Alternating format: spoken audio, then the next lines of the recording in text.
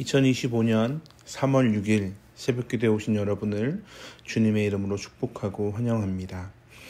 오늘 우리에게 주신 하나님의 말씀은 누가복음 9장 18절에서 27절까지의 말씀입니다.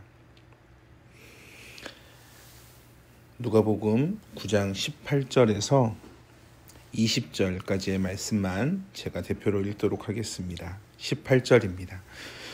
예수께서 따로 기도하실 때에 제자들이 주와 함께 있더니 물어 이르되 무리가 나를 누구라고 하느냐? 대답하여 이르되 세례 요한이라 하고 더러는 엘리야라, 더러는 옛 선지자 중에 한 사람이 살아났다 하나이다. 예수께서 이르시되 너희는 나를 누구라 하느냐? 베드로가 대답하여 이르되 하나님의 그리스도시나이다 하니. 아멘. 누가복음 9장은 누가복음에서 굉장히 중요한 분기점이 되는 말씀입니다. 예수님이 여전히 제자들과 함께 하나님의 나라를 선포하셨습니다. 계속적으로 제자들과 함께 다니십니다. 지금까지는 예수님이 제자들과 함께 다니면서 예수님이 도대체 누구신가라는 그러한 말씀을 증거하고 계셨습니다. 그런데 오늘은 예수님의 제자들을 향해 너희는 나를 누구라 하느냐라고 질문하십니다. 예수님이 누구신가라는 질문에서 너희는 나를 누구라고 하느냐라는 그 질문으로 질문의 방향성이 바뀝니다. 왜 이러한 질문을 하시겠습니까? 예수님이 하시고자 하시는 말씀이 있기 때문에 그렇습니다. 본문 말씀 바로 전 9장 7절과 8절의 말씀을 보면 제자들이 복음을 전하며 병을 고치는 사역을 합니다. 그리고 많은 무리들이 반응을 합니다. 예수님의 제자들의 모습을 보고 예수님을 향해 요한이 죽은 자 가운데서 살아났나 아니면 엘리야가 나타났나 라고 하는 반응을 보입니다. 그렇자 예수님이 그런 반응을 보인 그 모든 소식을 들었던 제자들에게 이렇게 물으십니다. 너희는 나를 누구라 하느냐? 왜 이런 질문을 하냐면 그들이 지금 오해를 하고 있기 때문에 그렇습니다.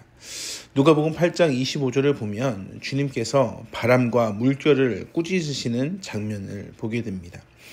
그때 제자들이 예수님을 향해 뭐라고 이야기하냐면 서로 놀랍게 여겨 서로 말하되 그가 누구이기에 라고 말합니다.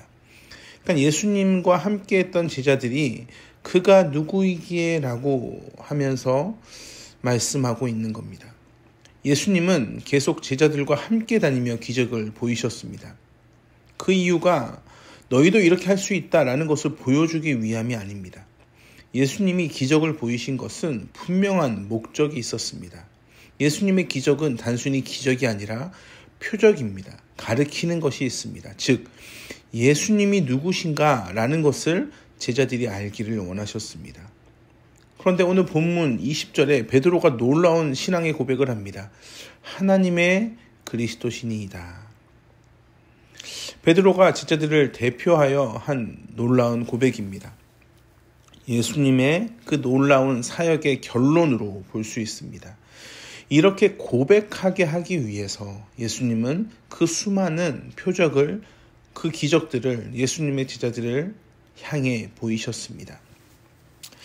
예수님이 그리스도라고 하는 놀라운 사실을 제자들이 이제 알고 있었기에 예수님은 21절부터 놀라운 비밀을 나누어 주십니다.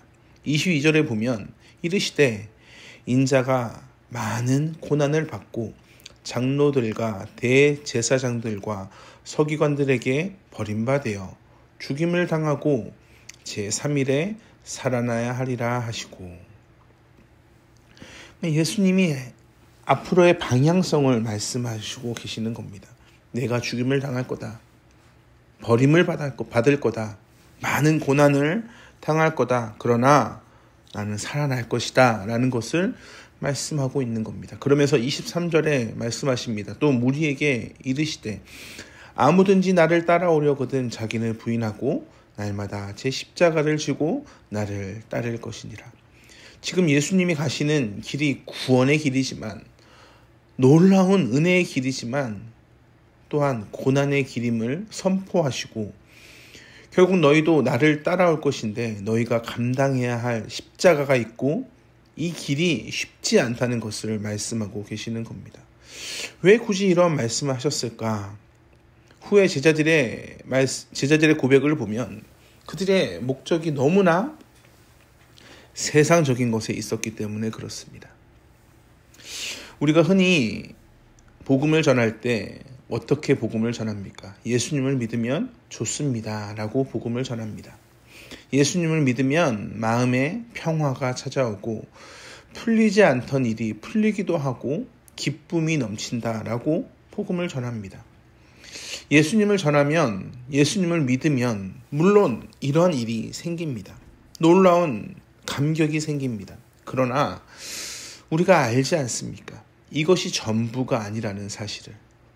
사실 예수님을 믿으면 세상 가운데에서 고난을 받습니다. 더 어렵습니다. 십자가가 왜 그렇게 무거운 짐인지 모르겠습니다. 모든 짐을 주님께 맡겨라 라고 말씀하셨는데 모든 짐을 주님께 맡겼고 주님께서 나에게 지어주시는 그 짐이 때로는 그 모든 짐보다 더 무겁게 더 힘들게 여겨질 때가 있습니다. 좁은 길을 걸어가는 것이 쉽지 않습니다. 그러나 그 길이 어렵다고 해서 우리가 믿음을 놓습니까? 그렇지 않습니다. 왜 그렇습니까? 이 복음이 사실이기 때문에 그렇습니다.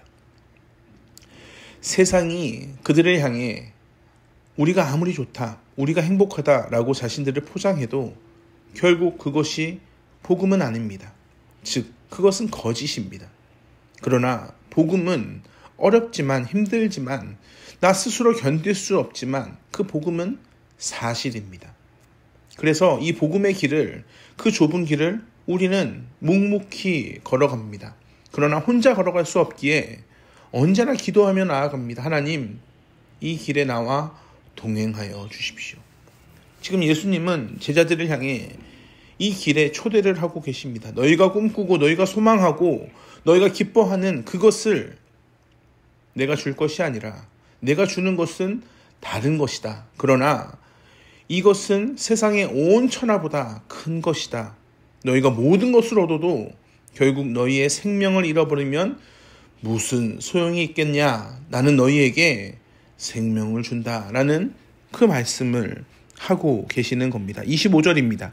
사람이 만일 온 천하를 얻고도 자기를 잃든지 빼앗기든지 하면 무엇이 유익하리요? 그러나 우리는 이 놀라운 사실을 알면서도 이 사실을 때로는 너무 부끄럽게 여깁니다. 예수 믿으면 세상 가운데에도 잘 되고 떵떵거려야 되는데 왜 예수 믿으면 이렇게 좁은 길을 걸어가야 되는가를 잘 이해를 하기 어렵습니다. 26절에 보면 누구든지 나와 내 말을 부끄러워하면 인자도 자기와 아버지와 거룩한 천사들의 영광으로 올 때 그 사람을 부끄러워하리라.